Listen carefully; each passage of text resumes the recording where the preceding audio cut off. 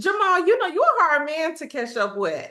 Oh my goodness. I don't know where I'm at. From day to day, I'm like, who am I? No, I'm so sorry. It's been No, crazy. this is good. I will tell you who you are. You are a five-time Emmy Award nominee. Crazy. That's so wild. Bananas. So wild. And like, yeah, I know. It's so weird. I'm Yeah. so grateful for it though. Oh my God. I mean, you've been nominated for Grease, which is the last time that I had the opportunity to interview you. I'm not sure if you remember, it was on the I red do. carpet at the Grease I premiere. absolutely remember that. Yeah. Absolutely.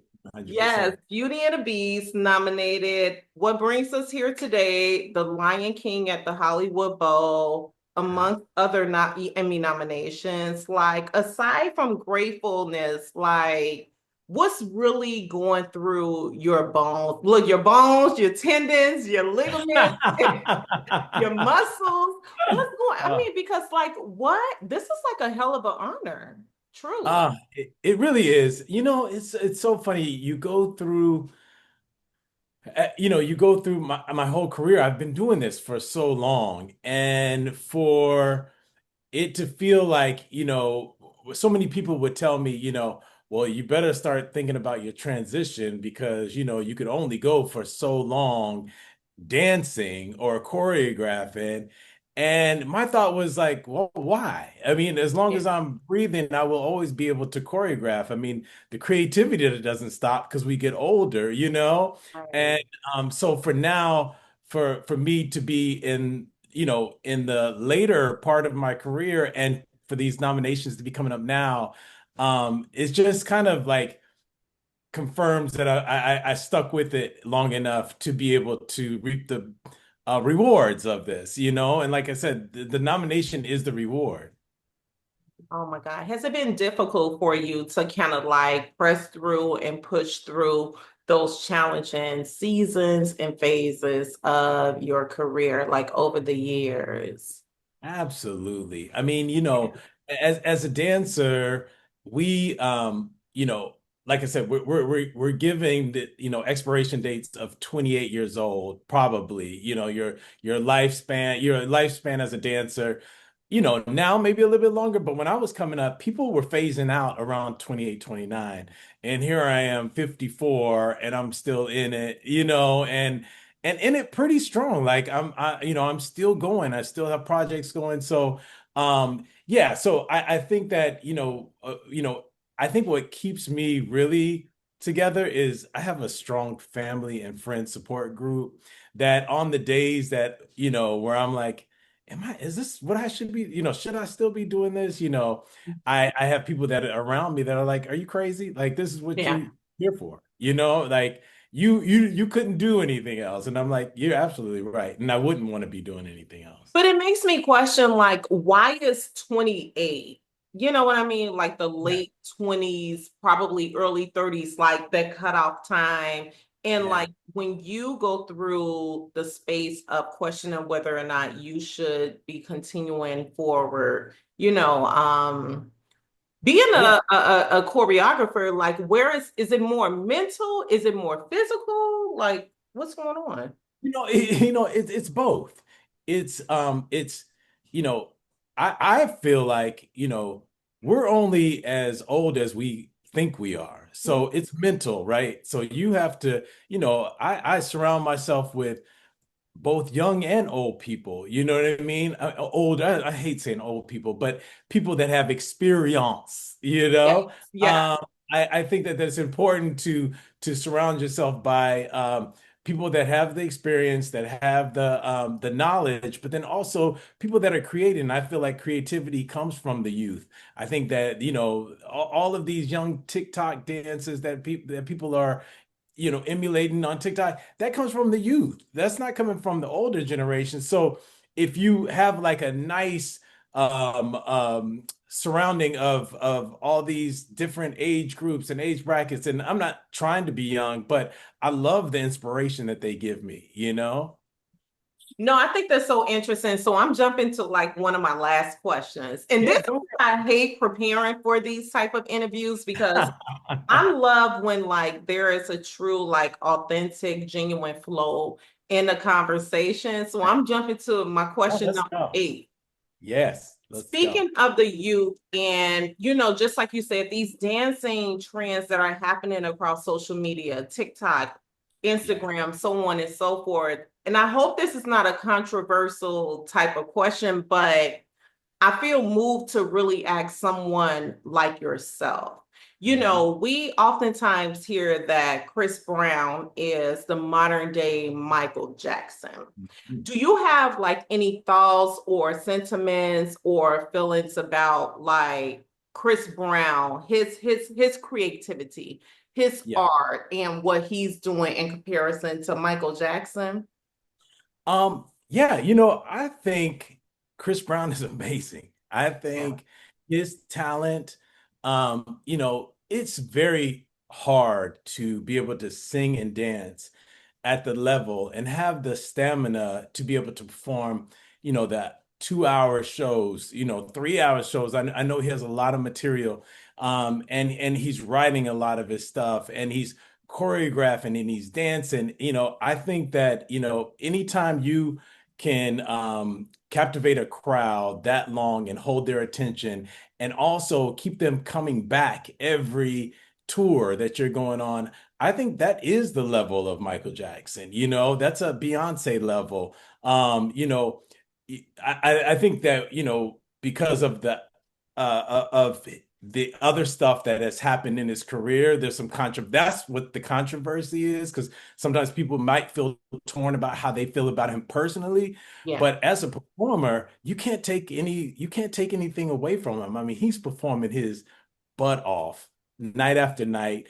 He's singing live. The mic is on, and we love it, And I think that that's what Michael did. Michael poured his heart and soul into his art, and I feel that from Chris.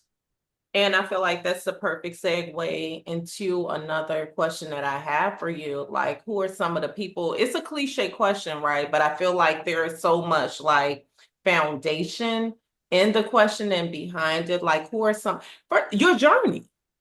Jamal Sims' journey. Like, who are some of those choreographers or artists, creatives who have helped to pave the way for you, who has inspired you, that you still to this day you admire, like their work ethic, their art, their craft. Yeah, well, I will say that Michael Peters, and Michael Peters choreographed Thriller, Beat It.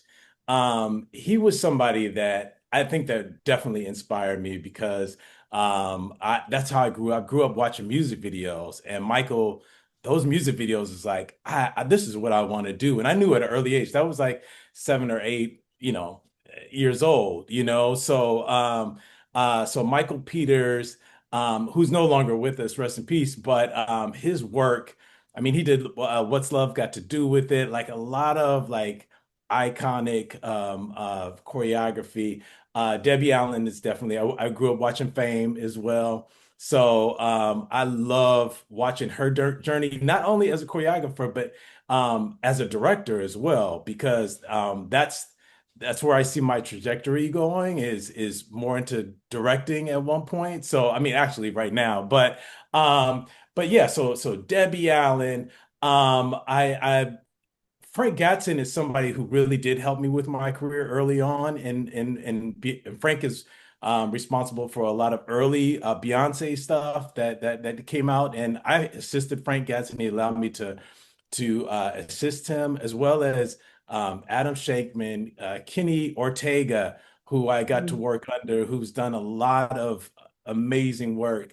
Yeah, I could go on. Honestly, like there's so many people that have kind of I've taken a little bit from there, I've taken a little bit from there, and kind of mixed my own little brew of how. But ultimately, I think that, Vincent Patterson is another choreographer that he did Smooth Criminal. He did a lot of Madonna stuff in the early 90s.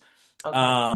Vincent's been around for years, and I think that what I really take away is the kindness of these people, because I think in our industry we just don't get it that much. Especially they expect choreographers to come in and yelling at folks and doing all that kind of stuff. But my thing is, if I have to yell at you, maybe we probably shouldn't be in the same room together. You know what I mean? Yeah, Like, yeah, yeah.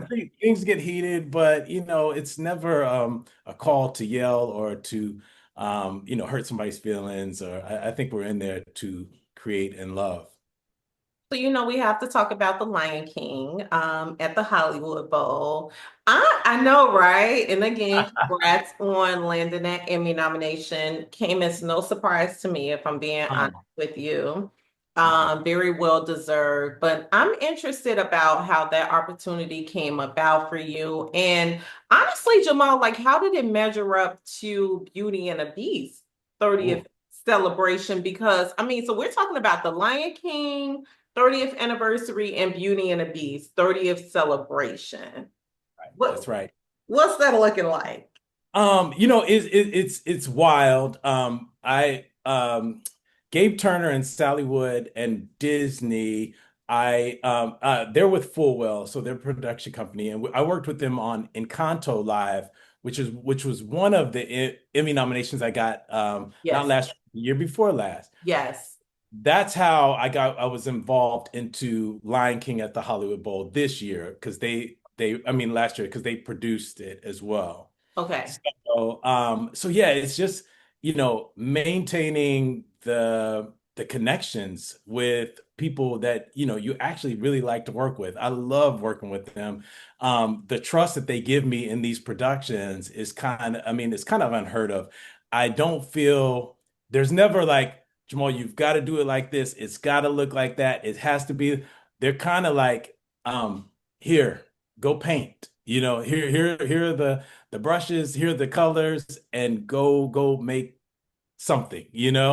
And as artists, that's what you want. You want to be able to be in the thing, to be able to close your eyes and envision what the staging is going to look like, what the dancers are going to be wearing. So for that's how that all came about, and how it compares to Beauty and the Beast. Well, Beauty and the Beast was live for television musical. So we actually did the numbers, and there was some acting involved, whereas this felt more like a celebration of well, no, both of them were a celebration of all the animated, the live versions, the stage versions. So I guess you would say, but it was just shot differently. Like, we didn't have a live big 30,000 it wasn't in front of that kind of audience. Yeah. Beauty and the Beast.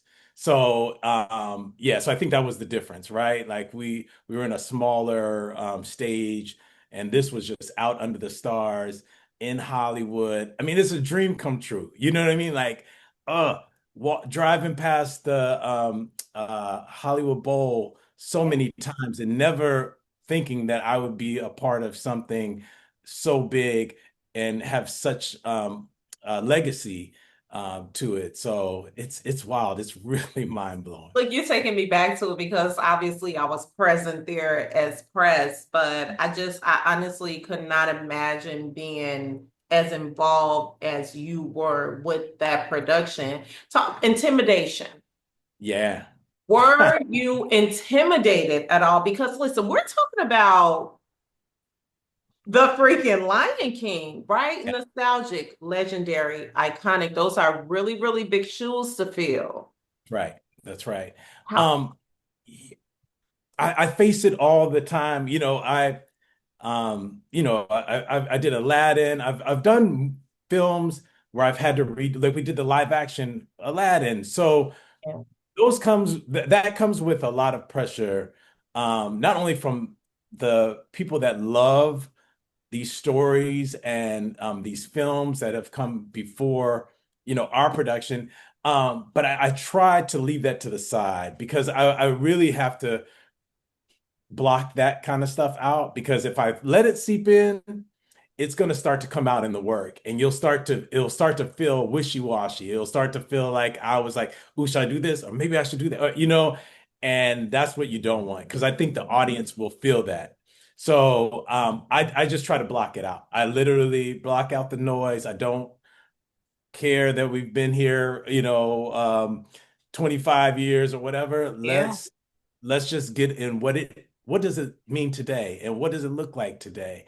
And and how can we represent it in a way that feels like, oh wow, this is what Lion King could be in 2025. Yeah.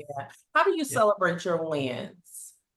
Ooh, that's Like, this good. getting too deep. Jamal, listen. That's good. That's good. Because I say that's good because I don't. And I'm so mad at myself No. because I don't ever feel like I really ever have like won. You know what I mean? Like and not like I have never won an Emmy or anything, but just like I feel like there's always something else that I'm striving for, so I don't ever take the time to be like, wow, this is amazing. I'm grateful for it, but I don't know that I celebrate enough. So that makes me ask, do you feel like at some point, like when you retire years and years down the line, that will ultimately end up being some type of regret that you have? I'm being mad at myself. Yeah, you're Yeah. right. You're right. So let's say this, like, because now that you're putting it in my mind, it's really important. And it's an important message to put out to even to show other people because sometimes I feel like it's a little bit of a like I'm bragging a little bit, if I celebrate that kind of way and I try not to, to do that, but also because there's so many people that have been involved with my career or even that have helped me in the production, my associate choreographers, I just want to make sure I'm inclusive of everybody that help me get to where I'm at. Do you know what I mean? And if I feel like if I'm celebrating by myself, it's not really representing everybody. Um, it, that's a weird thing, but it feels like that for me. No, but it makes me also want to ask, like, do you feel like sometimes there is a such thing as being a little bit too humble, right? So it takes me back to my first couple of months when I moved. I'm originally from Chicago. I moved here to LA. I met God. I hate that I'm drawing a blank with his name, but long story short, I met him at a television academy dinner, very Uh-huh. intimate, exquisite, of course, classy dinner. And all he kept hearing me say was, I'm humble. I am humble. I am so humble to be in this room. I am so humble to be sitting at this table. I am so humble to meet you. And he Yeah, pulled me to the side later on that evening. He said, there, honey, there is a such thing as being a little bit too humble. you're right. You're right. You're You right. know, so it's like, where do we, or Yeah. someone such as yourself, draw the Yeah. line, you know? There's a podcast. My friend T.S. Madison has a podcast, and she goes, there's a segment where you like pop your stuff, right? Yes, yes, Right? And yes. and talk about the things that you've done and you've accomplished. And I think it's really important. It is. It really is. And I'm gonna do better at that because look, tomorrow it could all either go away or you don't know what tomorrow can bring. And if you never celebrate it, you'll be like, dang, what was it for? So I'm with you, and I need to stop that. And people tell me all the time, especially my family, you need to chill with that. Like, accept the compliment, accept the thing. And I do, but I just don't do it in a way that I feel like something like, I balance that. So thank you for that. I I'm appreciate really it also, oh Lord, listen, and because I feel like I could clearly can keep going and going and going, it. but I also wonder, and this is another conversation for another time, how much of that is cultural based. Yeah. You know what I mean? Because I do feel like that is an entity of the humbleness, of the, Mhm. I can only celebrate my wins to a certain extent, right? Yeah, yeah, yeah. And also feeling like, maybe, you know, we should be grateful just to be in these spaces, right? And that's not the truth.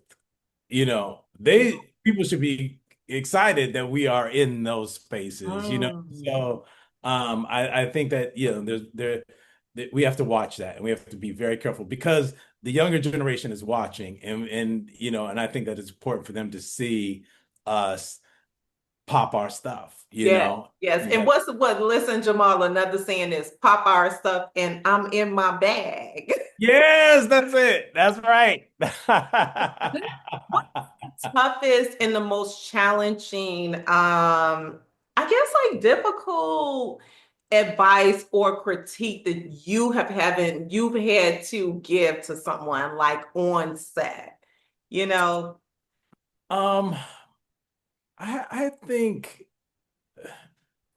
the toughest critique I've had to give on set, off the top of my head, I mean, I'm sure I've had a million. Um, but I think it's the hardest critique is just to let go. Some people have the hardest time letting go and just living, like living in the moment, and I think that, we overthink our performers overthink things a lot. And so sometimes when they're performing, you could see what's going on in their head and it comes out in the performance. So I think the hardest thing for somebody to do is to just to let go.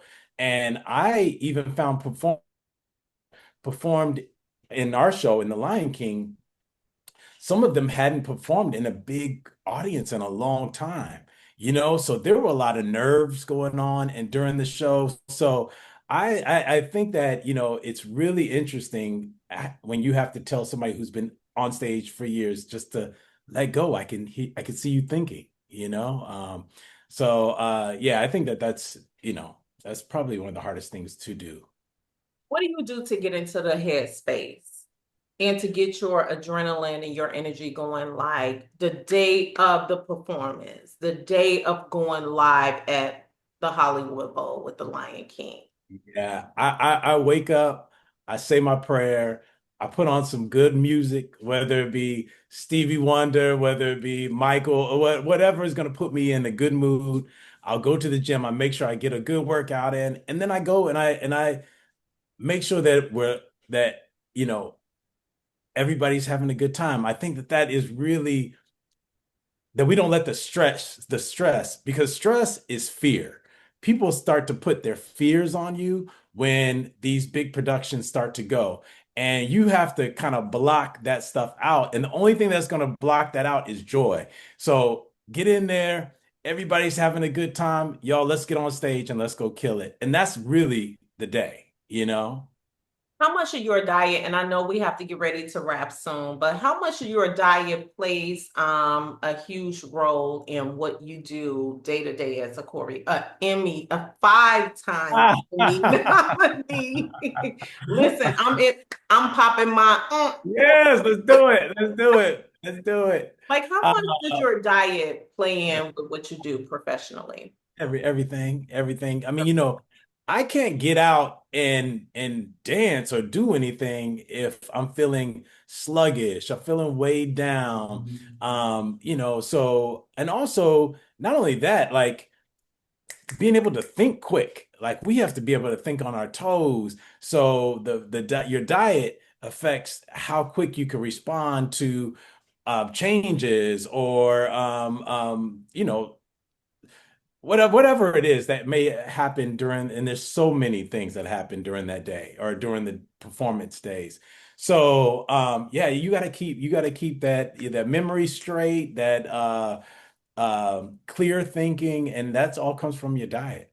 Yeah, yeah. So many admire the work that you do. So many look up to you. They are so inspired by you. I have had conversations with people out in Hollywood, the industry, about you. Like for some of those who are interested in blazing some of the same trails Yeah. that you have and that you currently still are doing, like what words of like genuine, true, authentic, transparent advice and wisdom would you share with them? Yeah, I would say that you have to trust. We have a gut feeling about things, and everybody has it. and you have to be able to tune into it and trust that gut feeling. If you feel like things aren't right or you're going down the wrong path, you have to listen to it because um there's no real roadmap to this industry or even choreography. There's nothing that I can give you as a blueprint to say if you do X, Y, and Z, you'll get here. You have to go through many channels, and it's not straightforward. So, but all you have to do is listen to your gut and what feels right. If it feels wrong, if the people are cussing you out, or if what if you have to remove yourself from situations, and then although you may feel like it's a setback, that might be the thing that takes you forward, meeting somebody else on another project, so and nothing is permanent. Like you can't sit and rest. Oh, I got this job, okay, now I can chill out. That's not in this industry, as we know. We have to stay hungry. You have to stay in it. You can't ever really let down your guard. The minute you let down your guard, that person from Texas is getting off that bus and they are ready to take your spot. You can't be fearful of it, but you have to understand that that's the hunger that you always need to maintain. It's hard because we can get, a little lax every now and then, but there's so many people that are striving for this position, and yeah, you just can't let down. Before I let you go, two more things and really quick. Do You you are fine. You don't even, yes, yes, I'm love do talking to you. you feel pretty confident about the phase in your career professionally and this stage of life that you're in? Like, do you feel like Jamal Sims, I am exactly where I am supposed to be today at this point Yes, in my life? Mm. yes, I do. I really do. I feel it aligned. I think that is the word. Like I feel like um, family, friends, work. I found the balance of it all. I was able to take vacations. I think that I I don't worry or stress about things that I can't control. So I think that means that feels like I'm in alignment with uh, what was set out for me. What's for me, because that's not for everybody. That lights my heart. That lights my heart to hear. I'm gonna let you go, Jamal, but two things. What are you wearing to the Emmys? Because listen, I have seen you on the red carpet, okay, and you show up and you show out. So Oh, hands down, listen, let me tell you you make something. the heads turn, Jamal. That's Oh, A. And B, oh, what are your true hopes let me tell leading you up something. into the Emmys? I love fashion so much, and Yeah, this is a time to be able to put on the things that I always want to wear. That I mean, usually I'm in sweats and stuff. So I'm still working on. It's just funny because I literally today have to go get measured because I think I have an idea of what it's going to be, but um, y'all might just have to wait and see. okay. Let me tell you something. I cannot wait to see you on the red. Uh, I cannot wait to see you on the red carpet at the end. you Okay. are incredible. Thank you so much. Thank you so much. Thank you so much for making time in your busy schedule to chat with me. I swear I'm gonna be looking for you on that red carpet at the end. Thank you. And please, let's just stay in touch. I really, truly appreciate this conversation. Oh my God, me too.